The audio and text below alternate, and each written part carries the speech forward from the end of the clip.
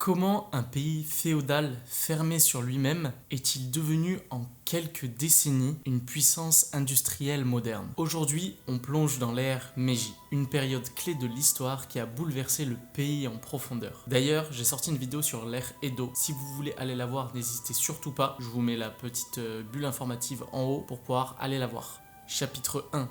La fin du shogunat et le retour de l'empereur.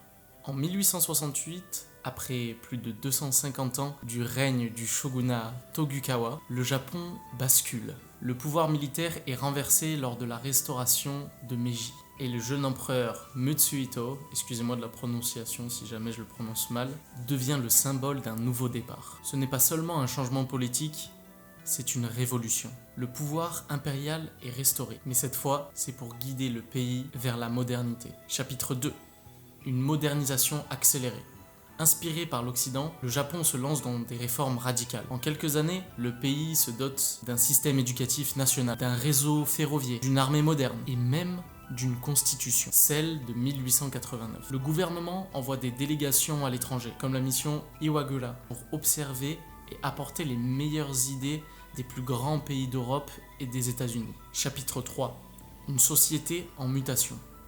La société japonaise change en profondeur. Les anciennes classes sociales comme les samouraïs perdent leurs privilèges et le port de l'épée est dorénavant interdit. Le pays se dote d'un service militaire obligatoire et l'uniforme remplace les armures. Les femmes également, elles, commencent à travailler dans les usines de textile. C'est la naissance d'une nouvelle identité au Japon, un mélange entre les traditions et la modernité. Chapitre 4. Le Japon entre dans le concert des nations.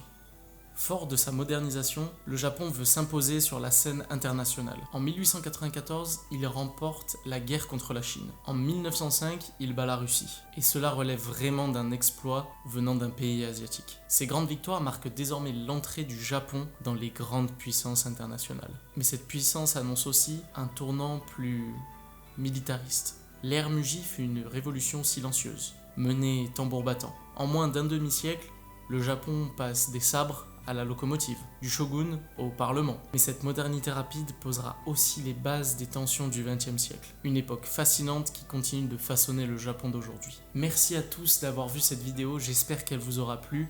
Merci pour l'accueil que vous avez fait à la vidéo sur l'ère Edo. Je pensais pas que sortir un peu de l'art minimaliste allait vous plaire. Mais en tout cas, n'hésitez surtout pas à me le faire savoir si vous aimez ce type de vidéo. Si jamais vous voulez que je vous parle plus précisément de l'ère Meiji et de l'ère Edo aussi. Et il y a eu beaucoup d'autres ères avant, donc je peux même un peu plus remonter sur les siècles japonais et sur l'histoire japonaise. Donc voilà, merci beaucoup en tout cas d'avoir suivi cette vidéo jusqu'au bout.